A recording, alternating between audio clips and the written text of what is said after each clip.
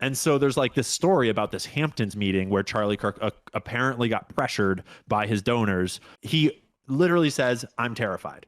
If there wasn't this snowball of speculation about Israel rolling down the hill, the conversation would have gone away. It never would have happened, right?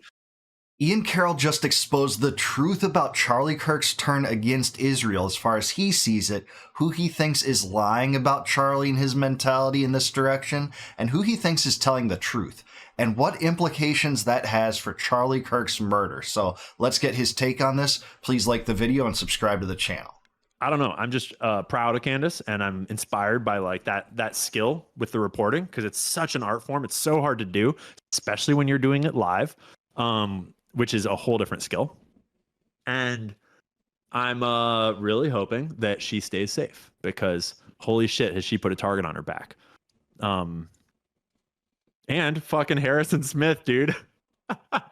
Harrison Smith at InfoWars, the dude who posted the tweet that said someone told me. So Harrison Smith is a reporter at InfoWars, and he's a total bro. He's super fucking cool. I've known him. I knew him before I ever went on InfoWars. He was the first host, I think, that invited me on InfoWars. He used to host American Journal, their morning show, and then he just took over for Owen. But he posted a tweet like a month or two ago that just said, it was a response to a video that I made about Charlie avoiding debating Nick Fuentes. And I was talking shit about Charlie Kirk, how he's afraid to debate Nick. And Harrison tweeted it and said, I was told by someone that is very close with Charlie Kirk, like someone on Charlie's team, that Charlie said that he's afraid that Israel will kill him if he turns against them. And so Harrison had posted that like a month ago, and that was just sitting there on the internet. And so then when this happens, people went back and found that tweet, and that tweet sort of started the whole snowball. That tweet is what got everyone wondering, like, wait a minute. Charlie said that he was afraid that Israel would kill him. I remember the tweet. This tweet was before Charlie Kirk was assassinated. It was a couple months before. Yeah, this is right. This happened, I think, 1 month before, sometime in September. I'd have to go back and look at that. But he said an unnamed source close to Kirk told Harrison Smith that Kirk was afraid that Israel was going to kill him. Now, that's the only source close to Kirk that's been reported that said something like that. But there are sources all over the place saying that he believed Netanyahu was a manipulator. He was feeling intense pressure from his donors over the Israel issue because they thought that they were losing him. He had Tucker Carlson speak at his event and Dave Smith debate a neocon. And guess what? Tucker Carlson and Dave Smith got much more applause than the neocon speakers at those events. And Tucker Carlson said not only was Epstein probably working for Israel, but that it's not anti-Semitic to criticize Israel.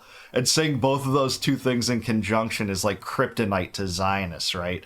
That is not what they want to hear. And Dave Smith smashed neocon Josh Hammer with young conservatives giving the anti-Zionists, or those that are not as Zionist, in maybe Tucker's case, maybe he would support some aid to Israel, I don't know, but much more applause. So you are seeing this corroborated with Max Blumenthal's Gray Zone article. This cites another unnamed source close to Kirk that said not only did Kirk grow to believe that Netanyahu was a bully, that he didn't like his influence over Trump's cabinet, and that he felt frightened by the backlash he was getting from his donors over this. So all this is corroborated by facts.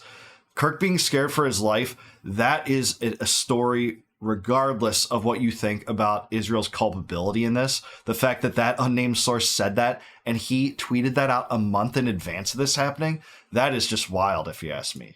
A month or two before. And someone else had kind of jumped in and been like, yeah, if they were going to do it, they would do it at an open air event with a single round to the like head or whatever, and like peace out Patsy. Just like JFK. Identical to JFK. Like, well, shit, dog, here we are. So Harrison, I was just talking to him earlier today. I was like, you know, you might have saved the entire world, dude. You might have changed the entire course of world events, because without the Israel, like, yes, internet, we know there's no evidence that Israel did it right now. We're not really clear. We're not super confident on the person they're trying to feed to us. So why don't we just speculate a little bit? All right, yeah, I think there's holes in the FBI's story. I've talked about that in other videos. I won't discuss that here, but just to clarify, this is the tweet that Harrison Smith originally did. You can see this tweet is actually from August 13th, so it was 2 months ago. I was wrong about that. But he says right here, I'm not going to name names, but I was told by someone close to Charlie Kirk that Charlie thinks Israel will kill him if he turns against them. Tweeted 2 months in advance. This is wild regardless of what you think. And again, a lot of the other sources are not saying this precisely, but man, in hindsight, is this interesting. This is, a barn burner of a story if I've ever seen one, despite, no legacy media coverage of this whatsoever. If Israel was involved, then it's very possible they would have gotten away with it. Because it's a pretty clean shoot. It's a super fucking clean shooting, honestly. 1 shot, 1 kill, like nothing left on the scene. The patsy is in custody. Like there's a text message chain that apparently proves it. Things were left at the scene. A screwdriver apparently with DNA of the killer, of the shooter, left on the roof. I know that raises questions because the FBI is going with a narrative now that, by the way, goes against their initial narrative that he got up onto the roof and only had 8 minutes there. He got onto the roof at 12:15 local time, took the shot at 12:23 local time, got off the roof, and then discarded the gun wrapped in a towel that also had his DNA on it. So he did leave some things, apparently. So that's a little bit of an overstatement on Ian's part, but just wanted to add that. If there wasn't this snowball of speculation about Israel rolling down the hill, the conversation would have gone away. It never would have happened, right? And then you wouldn't have Tucker Carlson coming out saying what he's saying right now about Jesus and about truth and about America and about Bibi Netanyahu. You wouldn't have Megyn Kelly on his show being like, yeah, they were threatening us. We felt scared, whatever. That's not exactly what she said. You wouldn't have that. And so it's like, I was messaging him earlier and I was like, thanks, bro. You saved us. Kind of joking, but like kind of maybe not. It's like a greater than 0% chance that Harrison Smith saved the world. I'm wondering how did he have that information? On Iran. Yeah, he said it right away. Harrison? No. Netanyahu said it the next day on Fox News. He blamed radical Islamists just like 9/11. Right? It's like, holy shit. Funny how that works. Like right after Butler, he like came and said right after Butler, he tried to blame it on Iran over the internet that day, right? It was Iranian proxies. But he also just so happened to, during the Butler shooting happened, like a week before, Benjamin Netanyahu had a scheduled visit to Congress to give a speech. And I cannot help but wonder, just speculating, if that speech wasn't supposed to be a eulogy for Donald Trump, blaming it on Iran and taking us all to war with Iran at the time. Well, he did do this after the Butler shooting, and we saw him do this in his initial interview with Greta Van Susteren, and 3 interesting things came out of that, not only from what they're mentioning here, yet he blamed radical Islamists for Charlie Kirk's death without knowing anything, without having a suspect, without the FBI apprehending anyone whatsoever. That's what he went with, just like the Butler shooter, clearly propagandizing to the American people to support his foreign policy penchants. It's just despicable, too, just doing it on the back of a recently dead person that you're saying is the greatest friend to Israel. And don't get me wrong, Charlie Kirk was very pro-Israel, but he also wasn't Ben Shapiro, especially toward the end of his life. He seems to have questioned some things, talked about the possibility of Epstein being a Mossad, asset of some kind, questioning the influence the Israel lobby had in U.S. politics, according to many of these sources. But also in that interview, Netanyahu, read the contents of a note. He said the last note he got from Charlie Kirk. Some people close to Charlie believe that Netanyahu is misrepresenting his words and won't publish the full thing because of that. And also, he let the mask slip a little bit in that first interview with Greta Van Susteren because he said that Charlie Kirk was going, he had invited him to Israel, but he didn't go. But what he didn't say is, according to other people close to Charlie, he turned that trip down. He didn't want it. There's other stories that Netanyahu was interested in infusing more cash into Turning Point USA to take back Charlie to be, more ardently Zionist. I don't think that's been corroborated by much of fact that can be published in terms of the amount and things like that, but also another consideration. Sure is what it looked like, because he tried to blame it on Iran that time right away, but then when he came to Congress like that week after we all knew it was not Iran, he still in that speech said that Iran was to blame, which was like, bro, what the fuck are you even talking about, dude? Like, get wrecked. So yeah, we all know where Bibi's at and what he's trying to do. And anyone that has not yet seen the Bibi Files documentary, you should watch the Bibi Files I documentary. have not seen that. Have you seen that, Sneaky? No. Dude. So most people haven't seen it because mysteriously it got taken down off of all the streaming platforms like Amazon Prime and all the other ones. Just mysteriously got taken down. Because it's a documentary that is fully professionally produced by Israeli journalists and Israeli reporters. You can find it on archive.org. If you just go to archive.org and search Bibi Files, it's there for free. You can also go to the people that made it to their website and you can pay for it, but it's on archive. And so it's about the police investigation into Bibi Netanyahu's corruption trials. And a lot of Americans don't realize that Bibi Netanyahu has been on trial for like 5 years, like, or longer even, because he rigged their elections. He traded political favors with billionaires and with media people to give him positive news coverage and to give him favors in, like, you know, wheeling and dealing and shit. And it's like the kind of crimes that Israel has sent prime ministers and presidents. They sent high level officials, cabinet members, all of them to prison for these kinds of crimes before. And yeah, absolutely. Can attest to this. All this is true. First of all, I will also recommend the Bibi Files. It's great. It gets into some of the nitty and gritty particulars that aren't exactly something that the Zionists want you to know, including the long-term support that Netanyahu gave to Hamas, deliberately so, using Qatar as an intermediary, funneling $1.8 billion to Hamas. And that's Netanyahu funding Hamas. And, you know, we're supposed to believe him when he says, well, we have to bomb Iran because Hamas is the proxy of Iran. Well, Hamas is also the proxy of Israel then. And this was a strategy to try to isolate the Hamas from the Palestinian Authority, destabilize the Palestinians, pit them against each other, and make it impossible for a two-state solution to emerge because no one would want to negotiate with this terrorist group, right? That was his strategy. He's very open about that. It was widely published in Israeli and American news, but very few Americans actually know about that. Also, he's right about Netanyahu's trial, which the charges still stand, by the way. The corruption and fraud charges, they keep getting delayed, and Netanyahu keeps bombing more countries and rapturing his country in wars and a genocide in Gaza to escape. And I don't think he'll ever face those charges until the wars stop. And that's why I think they're consummating, you know, a giant warlike attitude and policies in pursuit of the Greater Israel Project, the design to expand Israel's borders beyond what they are now. It's not a conspiracy. They're doing that in Syria and Lebanon. He's held up maps that show, you know, a new Israel's borders that have expanded into various other territories, etc. Bibi is totally going to prison the moment they're not at war. And he knew that. And he got unelected for a couple of years there. And he was scared as fuck. And the trial was progressing. And so that's when he gathered up all these super far right Likudnik kind of like psychopathic, like the Ben Gavirs and the Smotriches, these people that are in his cabinet now that are like literally genocidal terrorists. He gathered them all up because he was like, if I just bring all the fringiest right wing, like super extremist Israelis into my camp, we can win the election. And he got back in, and then it's like, oh, okay, October 7th, now we're at war. Now it's for war forever. That is exactly what he did, actually. You know, his coalition is assembled from a lot of far-right Israeli groups. It's a far-right coalition that includes his party, the Likud Party, which was, by the way, formed by Menachem Begin, who was a literal Israeli terrorist. Again, not a conspiracy. You can read about that, but this is true too. Because in that documentary, they've got the police deposition videos. They've got all this like secret leak shit. They've got Bibi's best friend from childhood speaking about how Bibi changed. And he's like, Bibi's a fucking psychopath.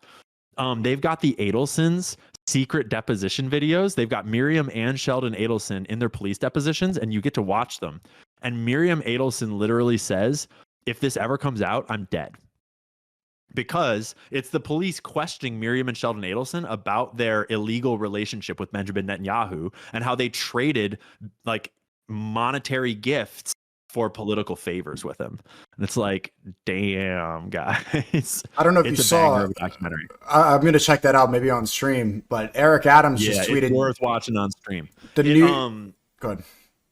It very clearly sort of like walks you forward eloquently into realizing that like By the time we get to October 6th, right before that happens, Bibi needs war.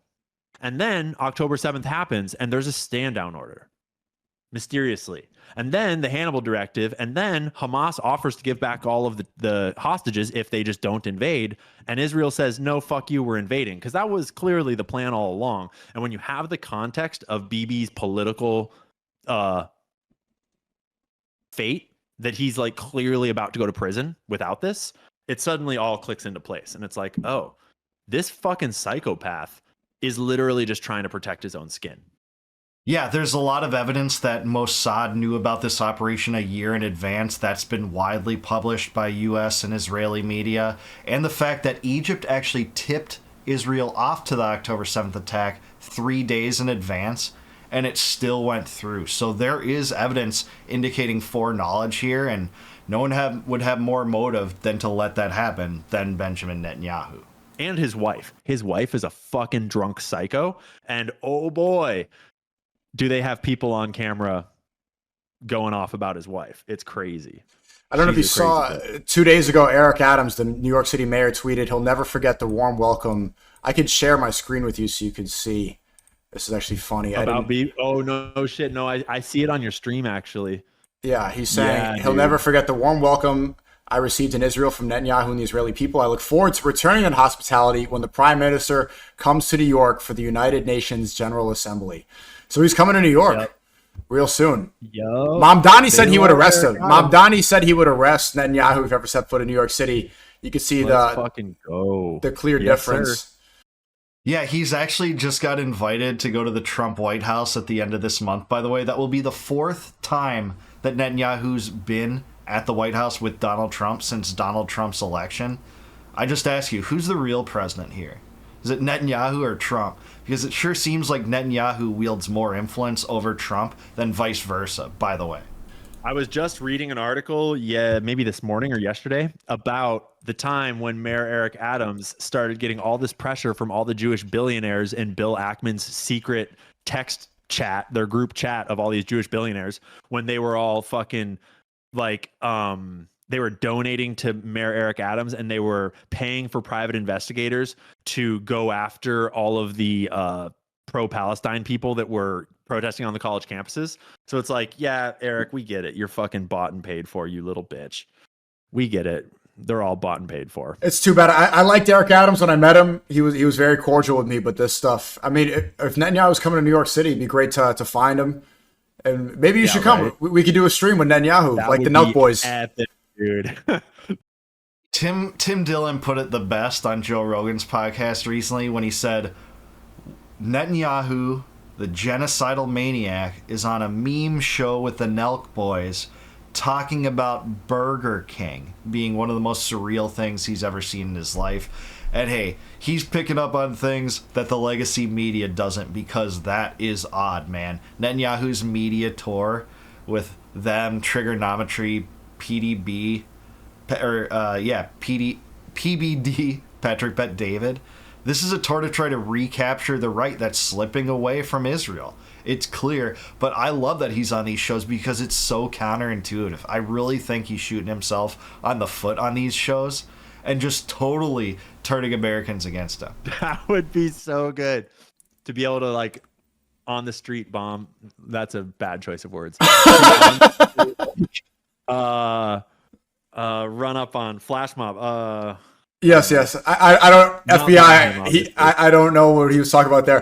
Candace had a great point. Candace said, you know, Netanyahu just went on a media tour with Brandon Tatum, Nelk Boys, and PBD. Such a good point. Why did Netanyahu not go on Charlie Kirk's show? It's a little awkward. If they're such good friends. Their top guy. He was invited there. They were going to talk. They had everything. Like Netanyahu was very public about that. Why didn't you go on a show? Well, yeah, that is, I guess, true, but I don't think Netanyahu's got on Ben Shapiro's show lately, actually. Does that mean that, well, is that odd then? Is Ben Shapiro not sufficiently loyal to Israel? I don't think so. I don't think so at all. So that might be nothing. Maybe you can bring that up as, you know, that's something that's interesting, but I don't think he's even been on Shapiro. You know, timing enters into these equations and such too, so I don't know, but I guess it's worth talking about.